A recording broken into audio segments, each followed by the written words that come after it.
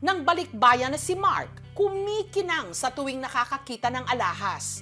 Kaya nung nakapagtrabaho at nakapag-ipon sa Amerika, mga alahas ang ginawa niyang investment. Milyones ang halaga. Piece by piece talagang pinaghihirapan ko. Imbis na bumili ako ng gusto kong pagkain, hindi ako kumakain nung nagtatrabaho ako para lang makabili ako. Kasi sabi ko, it's a long-term investment talaga.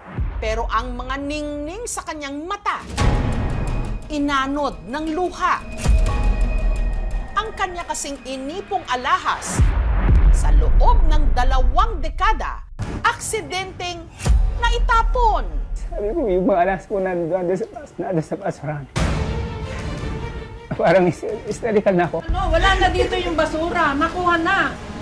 Kaninong kamay kaya ito napunta? Mahanap at maibalik pa kaya ito kay Mark?